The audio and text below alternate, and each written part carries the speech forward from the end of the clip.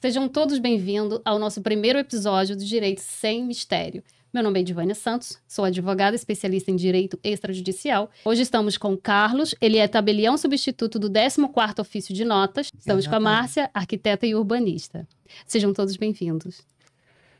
Gostaria de agradecer a presença, estar aqui junto com vocês para esse tema tão relevante para a nossa sociedade. Agradeço a oportunidade também. Muito bom estar aqui. Nós que agradecemos por vocês terem aceito, né, o nosso convite. E temos algumas perguntas, é um tema muito relevante, o usucapião é uma dúvida de muita gente que quer regularizar o imóvel. Às vezes as pessoas estão ali na posse e não sabem como regularizar. Tem uma pergunta aqui para você, Carlos. Qual a diferença de um usucapião extrajudicial e um judicial? Então, vamos lá. A usucapião, mais recentemente, ela foi introduzida em nosso ordenamento jurídico no artigo 1071 do CPC. Antes, era bem demorado, longo, a gente escuta a história de usucapião mais de 15, 20 anos. Para quem não sabe, nosso país hoje tem cerca de 80% dos imóveis sem registro. O que é imóvel sem registro? É aquele título de propriedade. O artigo 1245 do Código Civil, ele é muito taxativo. Então, ele deixa uma margem muito pequena para quem é proprietário e quem é posseiro. Então, o artigo 1245, ele traz lá no seu rol, só é proprietário aquele que tem matrícula no Registro Geral de Imóvel. Então, ele taxou. Ele falou, proprietário é aquele que tem matrícula no Registro Geral de Imóvel. Então, nosso país, como foi subdesenvolvido um período muito longo, então não teve esse processo de urbanização adequado como alguns países de primeiro mundo têm. Então foram crescendo as cidades sem um plano diretor e sem uma regularização dos imóveis. Eram aqueles imóveis grandes, né, fazendas, sítios, que foram sendo fracionados e vendendo ao longo do tempo sem uma devida legalização. Um projeto aprovado, que é chamado de PAL. A Márcia vai poder falar mais sobre essa parte do PAL. Então, os imóveis foram crescendo sem uma matrícula, então foi criando esse grande número de propriedade, de casas sem propriedade, sem título de propriedade, que leva a pessoa a não ter um acesso a um financiamento, um acesso a uma dignidade da pessoa humana, porque ela tem a posse do imóvel, mas ela não é proprietária do imóvel. Então, vendo isso, o que os legisladores fizeram no artigo 1071 do CPC? Eles criaram a usucapião extrajudicial, que seria a usucapião fora do judiciário, que no judiciário, além de ser muito longo, era um processo demorado, era um processo que era moroso, que às vezes nem saía, as pessoas iam desistindo ao longo do tempo. E no extrajudicial, não. Ele trouxe o princípio da celeridade, que, em média, normalmente demora entre 6 meses e 1 ano um processo, e deu um boom no usucapião. Então, para vocês, advogados, dentro do extrajudicial é um nicho muito bom, muito grande. Então, tem muito imóveis precisando de vocês aí para legalizar através da usucapião extrajudicial. E para dar início ao processo da usucapião extrajudicial, quais são os documentos básicos que uma pessoa precisa ter? Então, a usucapião, ela começa com a ata notarial, né? O que é a ata notarial? Você procura um cartório de notas da sua confiança. No caso, eu faço, o 14º ofício a gente faz, a ata notarial. Você procura esse cartório, ele vai pegar a sua história. O que é a sua história? Tem pessoas que têm título, que tem um contrato de gaveta antigo. Isso era muito normal aqui em Campo Grande, aqueles contratos de gaveta que muita gente chama de papel de pão, ou mesmo só tem um reconhecimento de firma, junto com a sua documento comprobatório de posse, que é a luz, a água. Então, você vai ter que formar uma história para entrar com a usucapião, porque o artigo 1238 do Código Civil, ele nem obriga você a ter um título. Olha só como é interessante. Você não é obrigado a ter um título. Então, vamos dar um exemplo. Você viu aquele imóvel vazio dentro de modalidade de posse, clandestina, violenta ou com boa-fé. Você viu aquele imóvel, começou a cuidar dele, começou a morar, e ninguém entrou com nenhum esbulho, reintegração, interdito proibitório. Você vai lá. Então, passou o tempo da usucapião, que é 5, 10 ou 15 anos, dependendo da modalidade que você vai entrar, você pode assim solicitar a usucapião extrajudicial, mesmo que você não tenha um título. Então, começa com a ata notarial. Quando tem matrícula, você não necessita de planta. Quando não tem matrícula, tem que ter um engenheiro, um arquiteto habilitado para fazer a planta, que vai delimitar aquilo que você vai solicitar dentro do teu processo, juntando o advogado, sempre é obrigatória a presença de vocês, advogado, no processo extrajudicial. Então, estou saindo da uso capião, tudo que foi desjudicializado dentro do processo que vem lá de 2007, na Lei 11.441, então, precisa de tudo que foi desjudicializado, inventário, uso capião, divórcio, dissolução de união estável, tudo precisa da presença dos advogados. Esse é um nicho importante para vocês. Então, com a petição de vocês, junta todo esse documento probatório, então você entra dentro do RGI da circunscrição do imóvel. Então, aqui em Campo Grande, o RGI competente é o 12º RGI que fica ali no Plaza Office. Então, esse é o processo de uso capião. A ata, requerimento, que é a petição do advogado, documento comprobatório, obrigatória presença da planta ou não, junta tudo isso e começa o processo administrativo de uso capião, que é diretamente no RGI competente da matrícula do imóvel. Perfeito. Agora eu tenho uma pergunta para Márcia. Ele comentou sobre PAL e pode ser a dúvida de muitas pessoas. O que é PAL? Então, é um projeto aprovado de loteamento, né? Então, quando a gente tem grandes áreas que são glebas ou grandes antigas fazendas, né? O que a gente faz é um projeto de loteamento, né? Ele primeiro é aprovado na prefeitura do município e ele descreve as medidas dos lotes. Esse projeto, depois de aprovado, ele vai a registro e vai gerar a matrícula de cada um dessas partes que foram separadas, né? Foram criadas. No caso, o projeto de loteamento, ele tem vários lotes descritos. E, digamos assim, lote 1, lote 2, lote 3, lote 1 tem uma medida e aí ele vai gerar, ao invés de ter um documento só para toda a área, o cartório, em cima do que a prefeitura aprovou, o cartório vai gerar uma matrícula, né, que muita gente conhece por RGI, um registro para cada lote daqueles, que aí vai ser, nesse caso, será individualizado, essas matrículas serão individualizadas. Muitas áreas não possuem esse projeto de loteamento. Isso é muito comum, né? Acontecer. Então, primeira coisa é o arquiteto, ele vai ter que fazer um trabalho de pesquisa para identificar como é que aquela área, o histórico daquela área, né?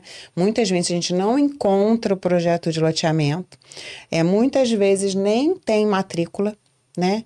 Então, a partir daí, ele vai ter que fazer um diagnóstico daquela área e ver como é que ele vai trabalhar, né? Porque se a gente encontra um projeto de loteamento e eu identifico que aquela área que eu vou uso capir é uma parte de uma grande matrícula, né? Eu vou fazer um trabalho, que é a descrição da área ser uso capida. Eu vou descrever toda a área ser uso capida e depois a área remanescente da matrícula anterior, né? Se eu identifico que não há projeto de loteamento e não há matrícula para o local, então o cartório ele vai ter que criar uma matrícula. Então a gente vai descrever aquela área e no processo de uso capião, o cartório ele vai fazer a abertura daquela matrícula, né? Então, a primeira coisa realmente é a gente fazer uma busca e identificar como é que é aquele local, né? Porque muitas vezes, né, quando eu pego uma área, eu logo pergunto para o advogado: você tem a ônus reais? Você tem a matrícula do local? Ou mesmo que seja a maior porção? Muitas vezes o advogado não sabe dizer: não, eu já fiz a busca, mas eu não achei nada. Só que ele busca pelo número de porta. O número de porta não é um bom indicativo, já que você está lidando com uma área que não é regularizada, né? Se você está lidando com uma área que provavelmente ela não houve um trabalho ali de regularização anterior, aquele número de porta é um número que quem está ali morando, ele gostou, né? Gostei do número 50, gostei do número 17, vai lá e coloca. Muitas vezes é fora de ordem. Muitas vezes é fora de ordem.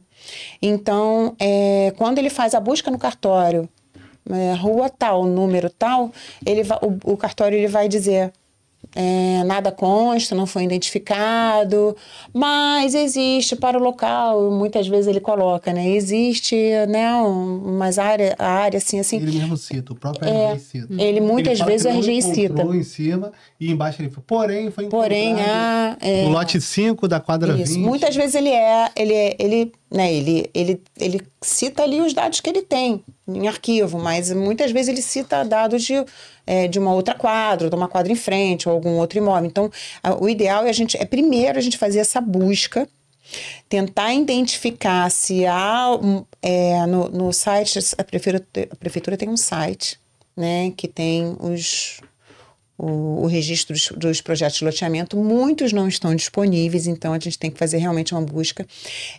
Um exemplo, né? Você pega uma área do 12º, né? Que a gente está comentando aqui, 12º.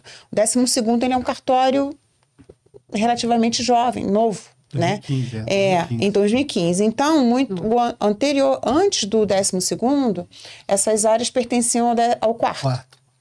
Antes do quarto, né? Muitas vezes a gente... onde é que a gente tem como recorrer? O primeiro RGI, que é o do Meyer, é o primeiro cartório. Na ocasião que ele foi, 1860 e pouco, né? Que ele foi criado, só existia ele. Então, muitas coisas antigas a gente consegue encontrar no primeiro. Né? E aí é uma busca, a gente vai ter que fazer esse trabalho de pesquisa junto com o advogado. O arquiteto tem que trocar figurinha com o advogado. Ele tem que ir lá, olha, não achei nada, procura no quarto. Então, dá uma dica, olha, eu estou vendo aqui, muitas vezes eu vejo só o alinhamento. O projeto de loteamento, ele é dentro do lote, né? Ele trata da área... Da área que vai ser loteada ou que foi loteada. O alinhamento, ele trata do arruamento. Muitas vezes eu pego o alinhamento, áreas que não tem projeto de loteamento, mas tem o alinhamento que tem só os registros das ruas, e eles têm um desenho assim com um número antigo, bem antigo, que é na ocasião do alinhamento, na ocasião que a prefeitura fez o projeto daquela rua, ele identificou ali já alguns imóveis que já haviam numeração naquela ocasião, 1950 e pouco, 1930 e pouco, 1920. Então, aparece. Então, muitas vezes aquilo já é uma sugestão para a gente fazer qualquer dado. A gente Mas é por isso que nós relevante. Temos tantos imóveis irregulares. Porque o nosso país, além de ser um país recente, né, 1500 é recente em relação à humanidade, o nosso RGI é recente, 1800 e alguma coisa. Então, já surgiu o boom. Tem matrícula que ela sabe que Dom Pedro fala, eu dou do pedaço da praia de não sei quanto até o pedaço da praia de Pé de Guaratiba para Dom João. Então, tem essas coisas antigas que ainda não foram devidamente fracionadas. Por isso que nós temos tantos imóveis irregulares em nosso país, entendeu? Porque é uma coisa recente e veio ter essa publicidade, a uso capião em si, veio ter essa publicidade depois do artigo 1071 do CPC. Até 2015, a uso capião era uma coisa que, existe, eu ouvi falar. Sim. Saiu alguns. Era burocrático, demorado demais. Né? Era mais coisa de matéria. Na verdade, era coisa de matéria de professor. Artigo tal. Era coisa de matéria de professor. A realidade em si não existia. Era poucas pessoas, muito poucas pessoas que chegaram efetivamente a pedir um uso capião dentro da realidade de hoje já, com o uso capião extrajudicial. Mas e tudo ia para o judiciário, né? Até pelos valores elevados dos honorários. Quem procura mais, assim, o cartório? É a pessoa que quer, o posseiro que quer fazer a regularização, ou o advogado para saber mais informações, ou até mesmo para já dar entrada no processo de uso capião? Mais o advogado. O meu nicho maior é os advogados. Dificilmente a gente atende pessoas portam adentro, que a gente chama do cartório de porta adentro, que chega pedir uma informação ou outra. O nicho do cartório com relação ao uso capião é os advogados mesmo. Eles que trabalham os loteamentos, que Campo Grande tem muito loteamento irregular, muitos. Rio da Prata, o Guandu-Sapê, tem muito loteamento irregular. É um nicho muito grande por os advogados que queiram trabalhar e ter nicho nessa área. Se você conseguir pegar um loteamento e legalizar um loteamento todo, você consegue um bom lucro com o uso capião extrajudicial. E a gente tem Desculpa. Não, eu até consegui fazer um loteamento, a escrevente lá, Eliane, lá do cartório lá, a gente conseguiu fazer um loteamento inteiro ali no estado do Monteiro 894. Era uma vila, era uma rua só com lote de um lado e lote de outro, e no final fazia assim. A gente conseguiu legalizar todo o lote através da uso campeão judicial. Eu fiz assim. Tu pegou da Daniela, que é aquele mais difícil, que era o último, assim. E demorou para fazer? Foi quanto tempo? Não, até que ele foi rápido. Em Campo Grande, a média é 6 meses a 1 ano mesmo. E ele foi interessante, esse trabalho, porque foram aderindo, os vizinhos foram aderindo, foram vendo que estava dando certo, estavam conseguindo. Muitos esperam primeiro. E a matrícula eram duas áreas bem extensas. Foi feita uma rua no meio dessas duas matrículas. E ele foi ficando todo recortado. Porque ele fica. Imagina um quebra-cabeça que você vai tirando uma pecinha, né? Você vai tirando uma pecinha, outra pecinha. Muito então, a matrícula mãe, que a gente chama a matrícula, a base, né? A matrícula inicial. Eram duas lá, da maior porção. São duas. Então, ela vai ficando toda recortada. Então, a gente tem que sempre fazer a leitura. Vai fazer um novo, a gente tem que fazer a leitura da última remanescente. Você corrigiu? Saiu essa. Então, o limite do terreno novo é esse. Aí você tem que fazer, né? Em cima daquela matrícula ali, eu tô tirando mais um pedacinho, até que vai ficar praticamente a rua, no final. A matrícula mãe que a gente fala, né? A matrícula maior porção, ela vai ficar só o que ficou área comum. Porque você vai tirando um pedacinho dela. Tipo, eu tenho uma área de 1.000, só um exemplo bobo. Eu tenho uma matrícula mãe 1.000. Aí eu tirei 100, sobrou 900. No próximo eu tirei mais 100, sobrou 800. Claro que não é assim, porque é o que ela falou. Você não tira 100, você tira 100, tem alguma coisinha, vai sobrando as ruas e os pedacinhos que ficam de um lote pro outro. Pois é, essa questão que o Carlos falou da irregularidade, a gente tem muitas áreas irregulares. Na verdade, a gente tem Jacarepaguá, Vargem Grande. A gente tem até no Recreio. A gente tem a Zona Oeste, muita coisa. A Zona Oeste. Mas a gente tem também áreas que são áreas de lotes menores na Zona Norte. A gente tem outras áreas, né? São características diferentes. O que acontece? A gente tem uma legislação ultrapassada de uso do solo, né? A gente fez até agora, tem um plano diretor novo, esse ano foi aprovado no plano diretor. E se a gente buscar lá, né, o uso do solo antes da aprovação desse plano diretor, era de, se não me engano, 76, a gente tinha lá grandes lotes, as famílias eram diferentes, as famílias, né, tinham vários filhos, 2, 3 filhos, as casas eram maiores, o custo do metro quadrado do solo, ele era mais baixo, então você conseguia ter um terreno, né, a classe média baixa, conseguia ter um terreno de 500 metros quadrados, 400 e tantos metros quadrados, e ter uma casa somente ali, quer dizer, você conseguia manter aquele custo. Hoje, né, esses proprietários vão ficando idosos, né, muitas vezes os filhos saem para morar em outros lugares, ficam sozinhos ali com aquele imóvel, não conseguem pagar IPTU, não conseguem manter os custos. Eu vou vender os fundos vou fazer uma entradinha aqui e vou vender os fundos para o fulano que quer. Então, isso é uma uso capião de basicamente, né? Num lote você cria um ou outro. 3. 2, 3. Não, quando não faz em cima também. Quando não faz em cima, que é o de laje.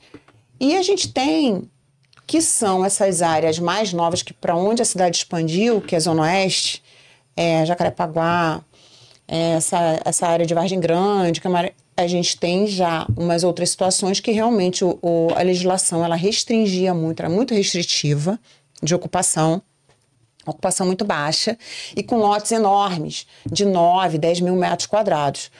Os proprietários não conseguiam lotear, né? Assim, aí eles veem da maneira deles como um aproveitamento ruim se ele for seguir a lei de loteamento, né, da prefeitura, a lei que é vigente, tem um aproveitamento ruim, porque são lotes maiores, são exigidos lotes maiores, dependendo da área, até lotes de 1.000, 5.000 metros quadrados, depende muito da região, né? Cada região tem um PEU. Cada região tem uma legislação. Agora, o PEU até ele morreu com o plano diretor novo, ele morreu, então a gente tem uma legislação só. Aqui da Avaré, eu sei da Avaré. Tem Realengo também, a gente tem Realengo, Bangu, tem os lotes, daqueles lotes de 125 metros quadrados, que o mínimo pela lei federal é 125 metros quadrados, a gente tem muitos lotes assim. Mas assim, tem bairros que não tem, tipo Ilha do Governador. Não tem lote de 360 para cima, Campo entendeu? Grande, Então, Jacarepaguá. Então você não tem uma aí muitas vezes, tá? Porque as pessoas falam muito em grilagem e tal, tem algumas áreas, mas assim, a maior parte, se a gente for resgatar até uma ocupação, se a gente fizer uma análise no Google ali, né? Toda essa ocupação de muito tempo, surgindo uma casinha, outra, são áreas grandes que o proprietário antigo, proprietário tabular, o proprietário na matrícula, ele vendia, e loteava e vendia. Assim, porque o nosso país, infelizmente, parece que ele tende a facilitar para quem quer andar errado. Quando você quer andar certo, ele dificulta para quem quer andar certo. Isso, infelizmente, é a realidade do nosso país. Acaba desestimulando quem quer fazer certo. Então vamos dar exemplo. Você tem um lote lá de 5 mil metros quadrados. Se você fosse obedecer integralmente a legislação que ela está falando, a urbanística, você ia conseguir fazer, dando exemplo, dependendo se fosse 1.000, 5 lotes, 10 lotes. Você, na clandestinidade, quando faz aquele loteamento irregular, você fazia 20, 30, 40, 50 lotes sem ter que dar um pedaço para a prefeitura. E foi acontecendo ao longo dos anos, não é hoje. Hoje é crime, parcelamento irregular de terra é crime, mas foi acontecendo ao longo do tempo, do período. Então, tem pessoas que comprou lá em 99, 2000, 2005, que já tem o tempo para o usucapi e pede ao usucapião. Então, você não pode negar aquela pessoa que comprou com a boa-fé objetiva de conseguir a propriedade dela, já que a prefeitura, nesse momento, nessa ocasião do fracionamento, foi inerte e não teve as devidas fiscalizações para coibir a venda lá atrás. Não estou falando hoje. Hoje, se você tiver você está vendo um lote lá, um loteamento começando, vá lá. Se pegar, crime, mas você vai penalizar aquela pessoa que às vezes juntou o dinheirinho a vida toda dela. Vargem Grande acontece muito, Campo Grande também. Aí quando juntou o dinheiro a vida toda e comprou lá em 92, 95, 2000, aquele loteamento antigo, como tem em Campo Grande um monte. Aí ela constrói a casinha dela, constrói a vida dela toda ali. Aí hoje pede a usucapião, que ela podia continuar irregular, que eu já dei palestra em um condomínio, até aqui em Campo Grande, que a preocupação dele era justamente pagar IPTU de condomínio de imóveis que vale mais de 1 milhão. Condomínio de imóvel que vale mais de 1 milhão, eu dei a palestra lá para a gente legalizar o condomínio e a preocupação dos moradores era, não, aí eu vou pagar IPTU. É isso que eu estou falando, parece que no país ele protege aquele que quer andar errado. E aquele que às vezes quer buscar a legalidade dele, bate um monte de barreira que está sendo quebrada com o usucapião extrajudicial. Mas ainda encontra alguma barreira em algum outro cartório que ainda tem essa visão de grilagem, de coisa errada ainda. Mas é porque esse processo extrajudicial, ele é pouco divulgado. Então as pessoas, elas acham que é muito caro, que não tem condições de fazer, mas gasta tempo e dinheiro na justiça. Com relação ao preço, gente, olha só. Você é advogado, às vezes, que não tem um conhecimento. A nossa tabela hoje no Rio de Janeiro é chamada tabela progressiva. Então, ela varia do valor do imóvel. Então, se o imóvel for muito caro, então o custo vai ser maior. Em contrapartida, se o imóvel for mais barato, o custo também vai ser menor. Então, o processo extrajudicial, ele consegue alcançar todas essas raízes da sociedade. Porque eu creio que se você encontrar um imóvel barato, o processo também não fica totalmente caro. Isso eu posso garantir, porque a nossa tabela no Rio, ela é progressiva, ela é encaixada em faixas, de 0 a 30, de 35 a 45, de 45 a 60, então ela se encaixa em faixas. Dentro dessas faixas quando chega a 400 mil, claro que vai aumentando gradativamente a cada 100 mil, mas também se tu encontrar um imóvel barato, o custo total também não é tão caro. Então, às vezes, a falta, igual você falou, do conhecimento em si, já pressupondo que vai ser caro e às vezes não é tão caro. Então é bom pesquisar, saber o preço, quanto vai gastar, porque dá para dar uma média com o valor da ata, da planta, dá para saber uma média que tu vai ter antes de você entrar com o usucapião extrajudicial, entendeu? E hoje as certidões, a maioria das certidões são solicitadas, às vezes vocês não sabem, são gratuitas. Então aquele bolo de certidão que era pedido lá atrás, hoje é gratuito, tirado no próprio site do TJ. Então às vezes é falta mesmo do conhecimento. É importante a gente falar aqui que não é uma questão de incentivar o errado, Mas é uma questão de assim, né? Não, Quando a gente falou da questão que a pessoa vai e faz a sua divisão lá, né? É uma questão de que passou-se o tempo e a cidade é diferente. Então, as necessidades são diferentes, o custo do metro quadrado é diferente. E, assim, a gente tem que observar como o direito é, né? O direito, ele é o quê? Ele vai caminhando conforme a necessidade das pessoas, né? E a legislação municipal, ela não observou isso. Faltou observar isso. Então, as pessoas acabam meio que ir caminhando conforme as suas posses, conforme as condições ali. E também tem o déficit habitacional, que é absurdo de grande. Que é absurdo de grande em todas as esferas, né? É a baixa, média. Então, a gente tem que realmente, assim, foi muito tempo que se passou sem essa revisão da legislação. Então, entendeu? Mas você está falando de incentivar, que eu falo de incentivar. Não, eu entendi. É só para a gente poder deixar... Não é que está sendo incentivar. Que eu falei que parece melhor para aquele que é errado. Não, mas exatamente. Você está falando, mas aí também não teve uma mudança tão drástica com relação à norma urbanística. Teve com relação ao processo em si de uso capião, que a gente está falando. Mas a norma em si não teve aquele avanço que a gente espera. Não teve. Grande, e mesmo assim, mesmo no... Porque olha só, Divane, olha só. As pessoas dizem assim, eu tenho um condomínio irregular e a pessoa quer legalizar. O Estado, se legalizar, vai perder. Só que não está entendendo que tá sendo vendido os imóveis ali. As pessoas não estão deixando de vender, só estão vendendo irregular. Ela não está recolhendo o ITBI, que é o imposto de transmissão por cada venda de imóvel. Então, cada venda há um imposto, 3%, que era 2%, o prefeito Crivella aumentou para 3%, que era 2% há muitos anos, a preocupação dele só foi aumentar, mas não deu melhoria. Aí a pessoa está lá. Então vamos botar um condomínio irregular que está sendo totalmente ali existente lá desde 99. Um condomínio irregular com 50 lotes. Aí está sendo vendido e transferido ali os lotes. Está sendo vendido, a pessoa vai lá, compra particular, vende particular. Só que cada escritura, além do ITBI, que é 3%, que a prefeitura está deixando de ganhar sem legalizar aquele lote, ou dar uma forma de legalizar aquele lote, ela já deixa de ganhar 3% em cada venda que está ocorrendo ali, que está ocorrendo. Cada escritura que é feita, 42%, 43% vai para o Estado de imposto, embutido em cada escritura. Cada registro, 40% e pouco por cento também é embutido em cada escritura, cada registro é embutido. Então, olha quanto está perdendo o ente público por deixar aquele local ali. Aí você pega uma pessoa que quer legalizar, e a pessoa fala assim, poxa, não quero mais ser irregular, não, vou procurar lá a doutora Edivânia, vou fazer meu uso capião em detrimento a todos esses condôminos aqui. Às vezes encontra dificuldade na própria prefeitura. Às vezes a própria prefeitura não responde ao ofício. Eu tenho manifestação aqui que a prefeitura não respondeu ou fala que tem interesse, mesmo não tendo. Olha só, isso que eu estou te falando.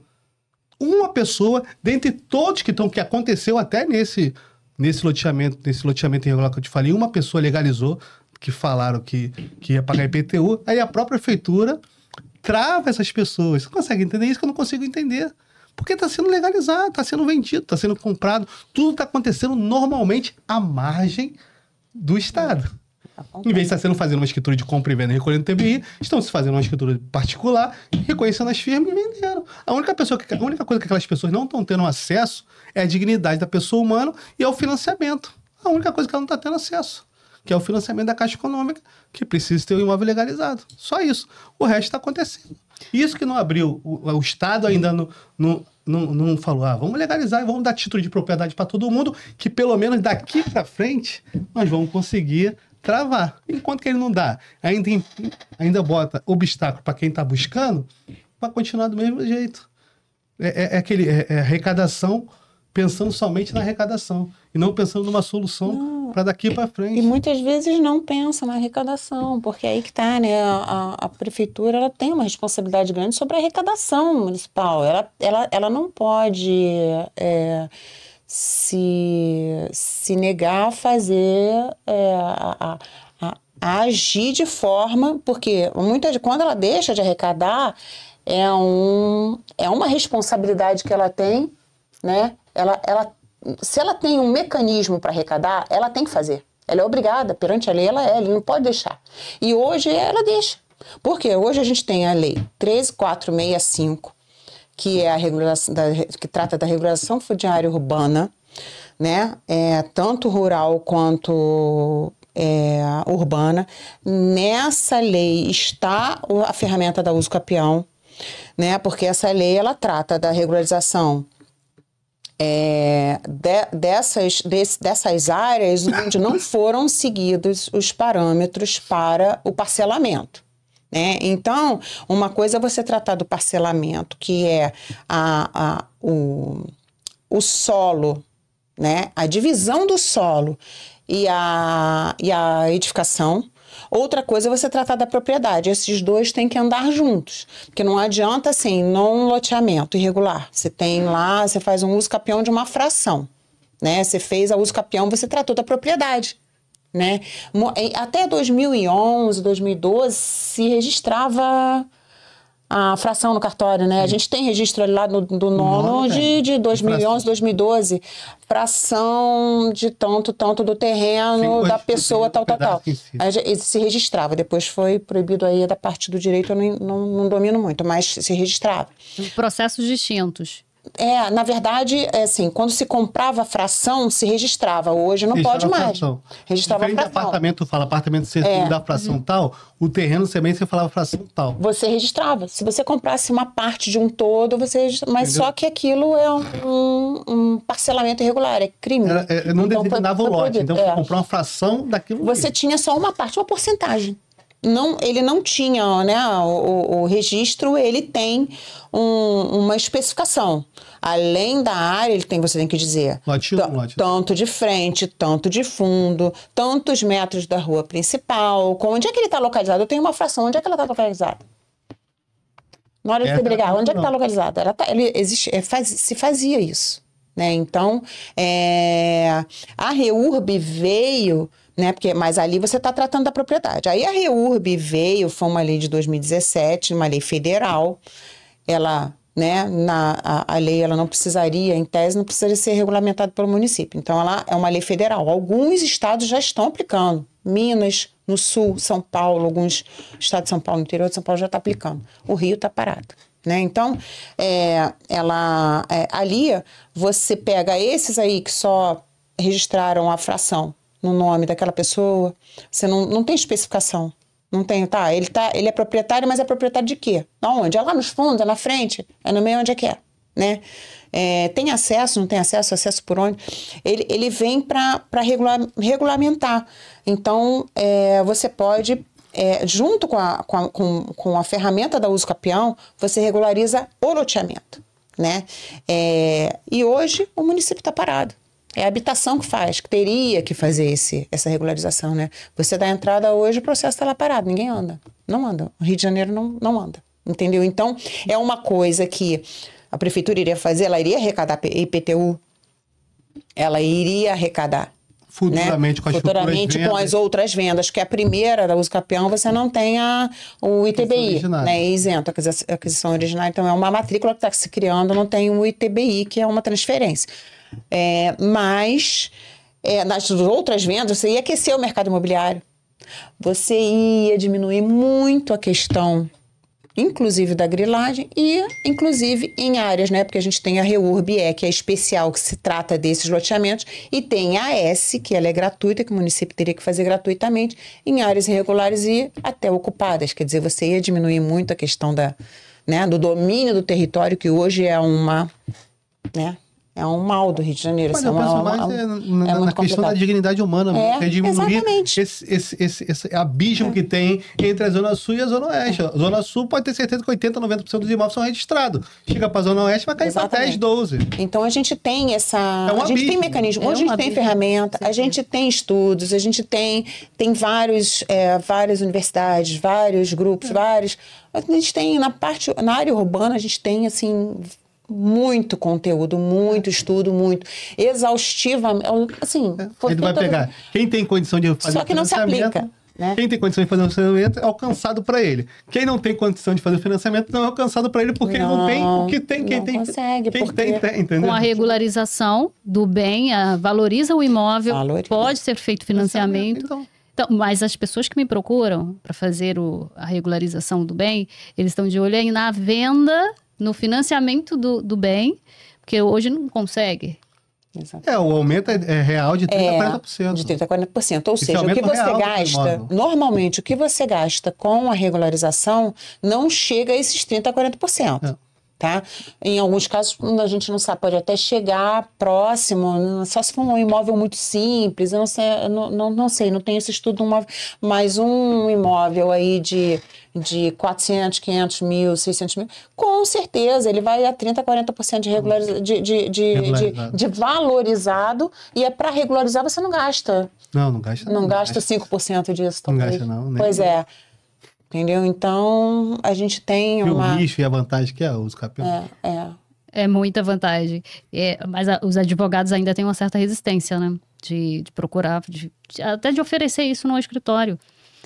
Eu vejo muitos colegas falando, eu quero trabalhar com essa área, mas, assim, não temos clientes aqui na Zona Oeste. Cliente nós temos. É isso que eu ia falar. Mas tem muito lugar para ser trabalhado. Eu não sei como que, no Código de Ética da OAB, como que o advogado pode trabalhar um loteamento, alguma coisa, mas cliente tem, nicho tem. Não sei como isso pode ser trabalhado com relação à publicidade, que a OAB é bem restritiva nisso. Ela é restritiva. Mas tem.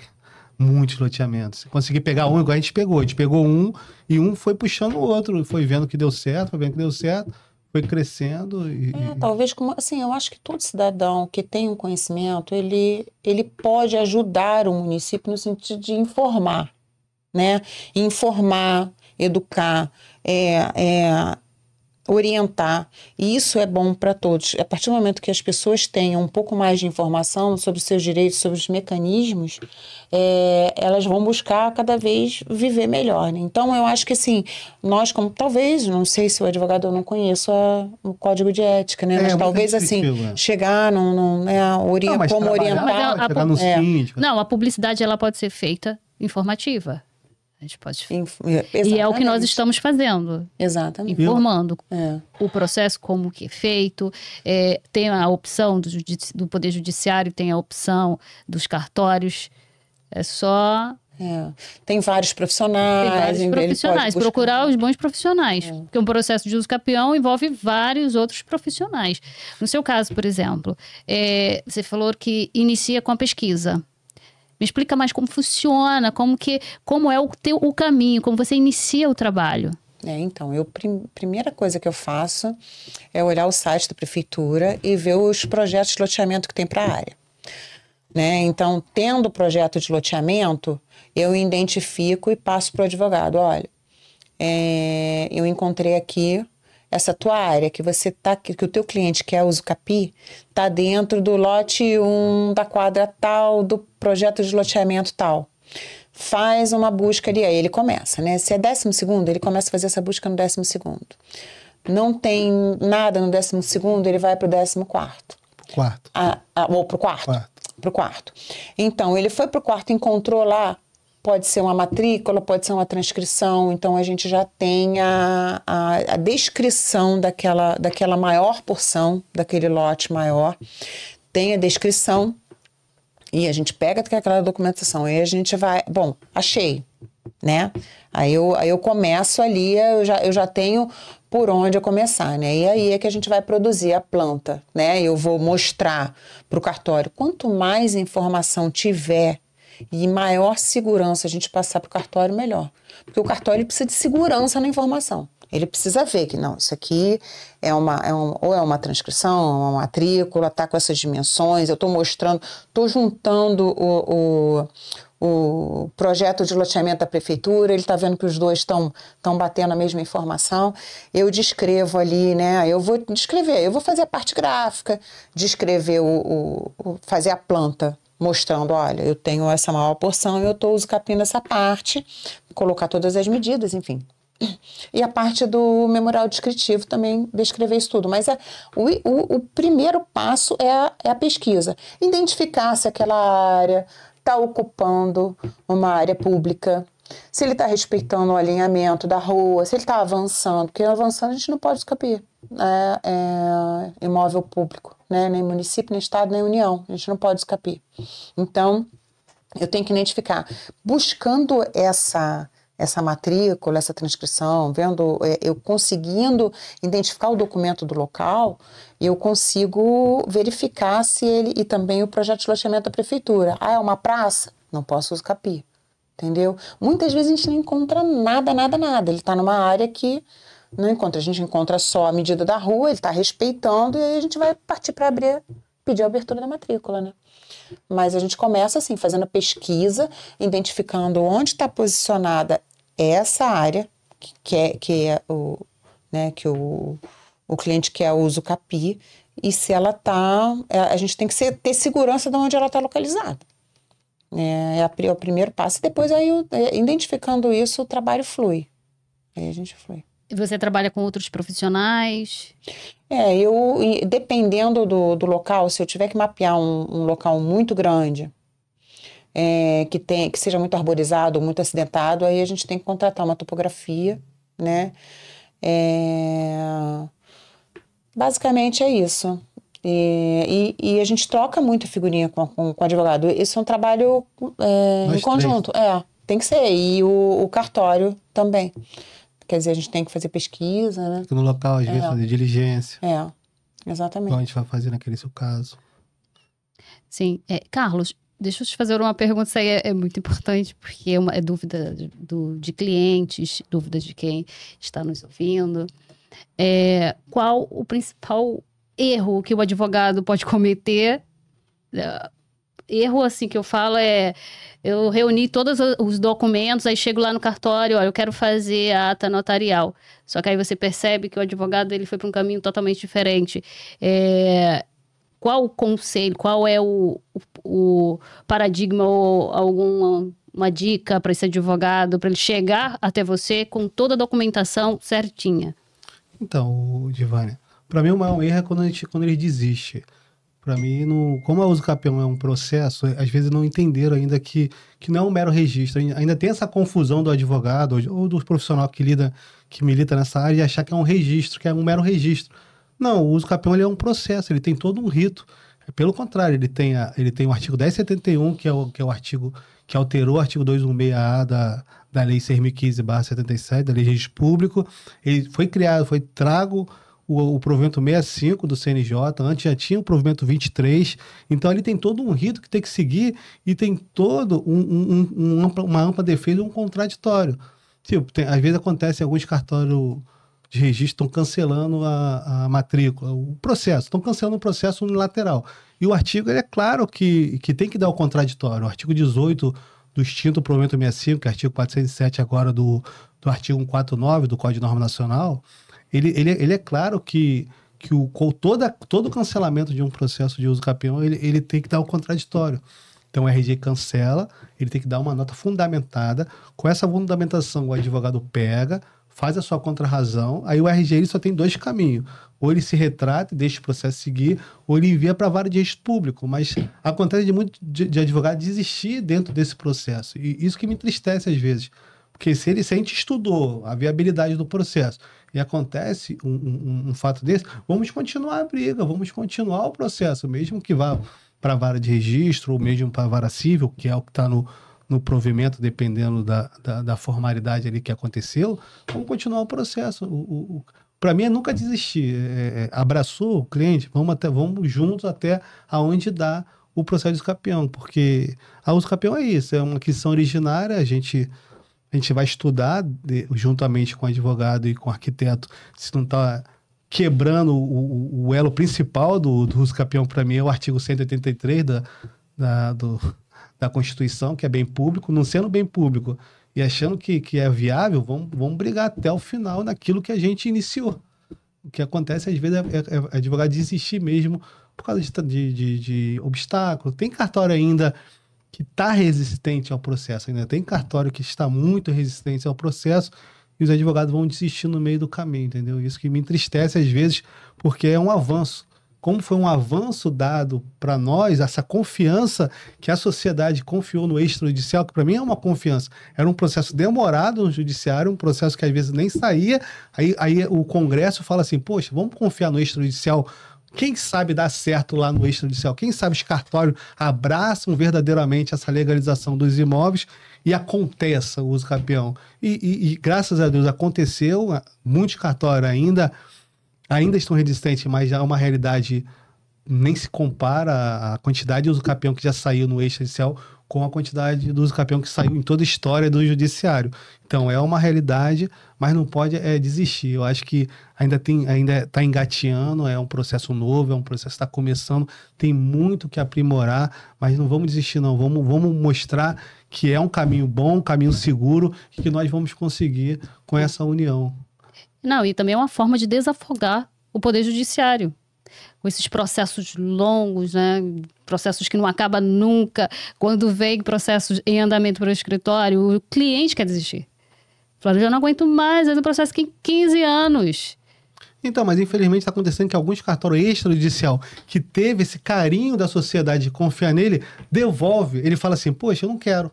É o que é para mim, na minha visão de extrajudicial, que trabalha há 25 anos no cartório, para mim, quando o RGI faz isso, o que está acontecendo às vezes, não, aqui a gente, igual a Márcia mesmo já falou que aconteceu, a pessoa falar com ela, que ela estava contando em off aqui, que algum RGI falou com ela que aqui não vou registrar, vou mandar tudo para a vara de registro. Então, ele está falando assim, poxa, eu não quero.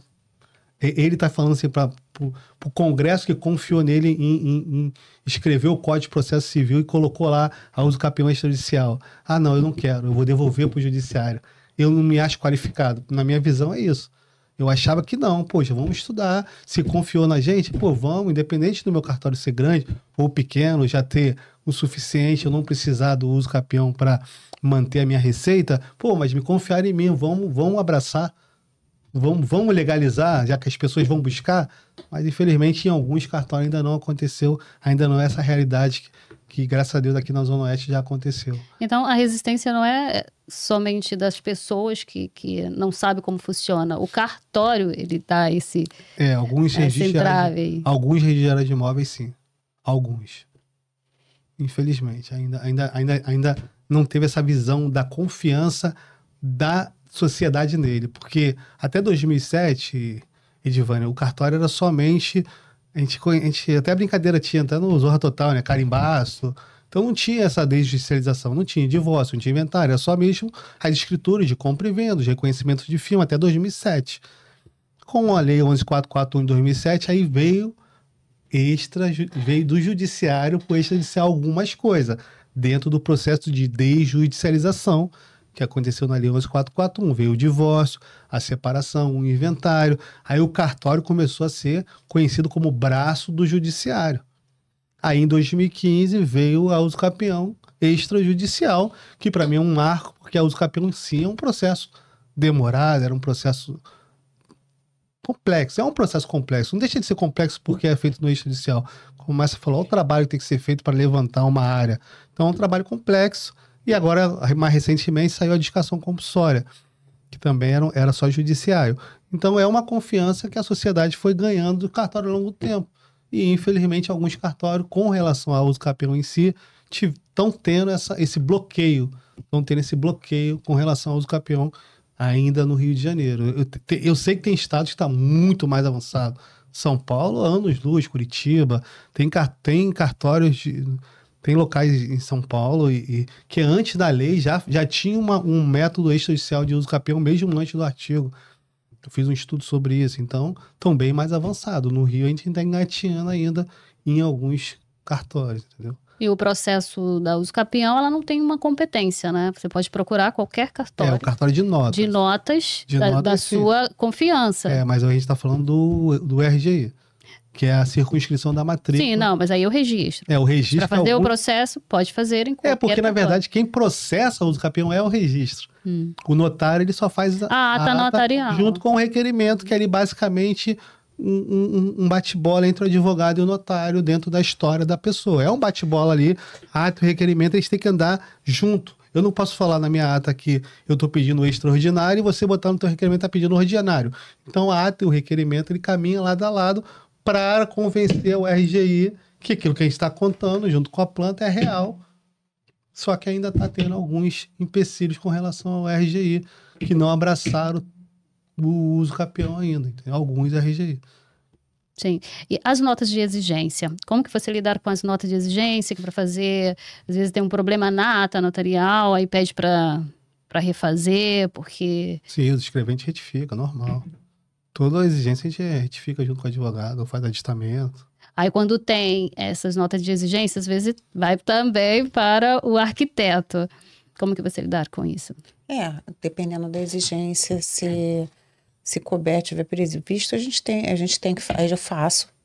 É fácil, porque muitas vezes é até falha, alguma falta de informação, alguma coisa que se descobre, que inicialmente a gente fez um levantamento, não havia matrícula. Pode ser que ao longo do processo se descubra alguma matrícula no cartório que pela pesquisa, mesmo fazendo uma pesquisa exaustiva, não foi identificada, e depois foi identificado, quer dizer, aí a gente muda a descrição, enfim, isso tudo a gente complementa. Se complementar, se ajustar alguma coisa no projeto, no memorial descritivo, a gente envia, ele faz a correção na ata, faz o adendo na ata da informação, sem problema, a gente faz. Perfeito, acho que esgotamos, né, todo o conteúdo. Já podemos até emendar na adjudicação compulsória. A adjudicação compulsória nada mais é do que cumprir aquilo que foi prometido. Todo mundo tem essa confusão, achando é uma palavra bonita, a adjudicação compulsória. O que é uma adjudicação compulsória? Quando você faz uma compra e venda, uma escritura que a gente chama de escritura plena, uma escritura de compra e venda, ela é apta a transmitir uma propriedade. Aí a pessoa fala assim, poxa, mas eu queria pagar parcelado sem um financiamento, sem usar o sistema financeiro, que o sistema financeiro tem a sua lei própria, o imóvel é transferido e hipotecado ao sistema financeiro. Aí você faz uma promessa de compra e venda que é entre as partes. Eu, vendedor, você comprador, eu falo que vou te vender o imóvel em 10 parcelas de 1.000, você me promete pagar 1.000 parcelas. Então a gente fez uma promessa de compra e venda. Se você me quita e eu sumo, ou não falo que eu não vou assinar a definitiva para você por algum motivo, ou vou embora, ou desapareço, você pode exigir de mim a adjudicação compulsória. Então você exige do vendedor cumprir aquilo que foi pactuado na escritura. É uma garantia, né? Isso. Porque o correto era o advogado que me lida nesse âmbito do extrajudicial, colocar uma procuração no corpo. Se você coloca uma procuração no corpo de uma promessa de compra e venda, quando você quita o imóvel, independente de eu querer assinar ou não a definitiva, com aquela procuração no corpo, você faz a escritura definitiva sem a presença e a necessidade do vendedor ali, então sem a necessidade de uma possível ação de adjudicação compulsória. Todo mundo entendeu como é simples a adjudicação? A adjudicação nada mais é do que forçar o vendedor a assinar aquilo que foi pactuado dentro da sua escritura de promessa ou de cessão. É fazer cumprir, né, o contrato. Fazer cumprir o contrato. Artigo 486, se não me engano, do Código Civil. Perfeito. Estamos finalizando mais um podcast e eu gostaria de agradecer a presença de vocês. Carlos, muito obrigado mais uma vez por ter aparecido aqui para falar mais sobre a advocacia extrajudicial.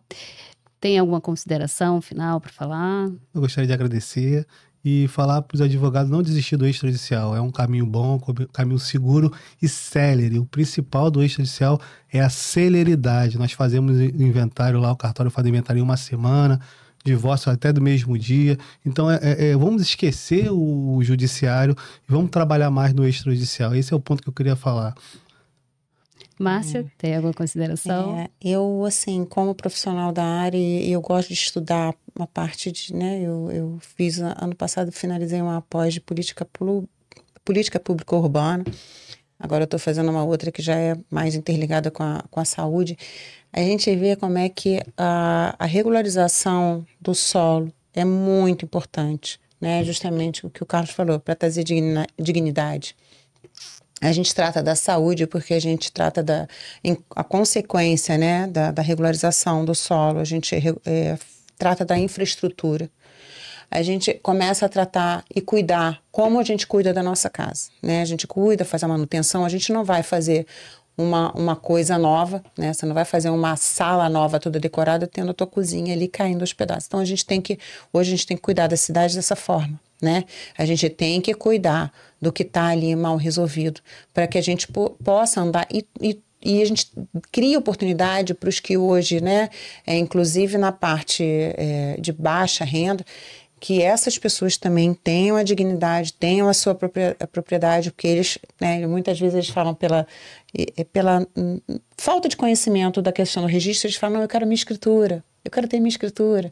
Então a gente tem que olhar, né, a uso capião, e a gente tem que olhar também, né, a falta, o município olhar também para todo o outro lado da cidade, para a gente poder tentar ter uma coisa. Então, assim, isso é muito importante, a questão da gente tratar do território, né, do solo, do território, e vem uma série de coisas, uma série de desdobramentos aí benéficos para toda a cidade, só tem benefício. Então, é importante todos os cartórios, né, como pessoas, a gente saber que a gente não anda sozinho, que a gente está aqui na cidade, a gente está andando junto. Não adianta falar, não, eu estou ganhando meu dinheirinho aqui, eu não vou fazer isso. Não. Quem está ali é a pessoa que está ali na cidade andando, é o teu vizinho, é a pessoa que está trabalhando na tua casa, a pessoa que tem um funcionário, uma pessoa que está morando lá numa área que é mais necessitada. Quando toda a cidade flui melhor, a nossa vida, mesmo quem tem mais, também flui. É uma consequência. Então, assim, isso é uma coisa... A gente tratar do solo é muito importante para a gente ter saúde mental, saúde física, para a gente ter, né, uma mobilidade que trabalhe bem, que flua bem, para a gente ter saneamento, tudo. É tudo. A coisa toda é uma coisa muito maior do que só... É isso. Muito obrigada a todos e até o próximo podcast.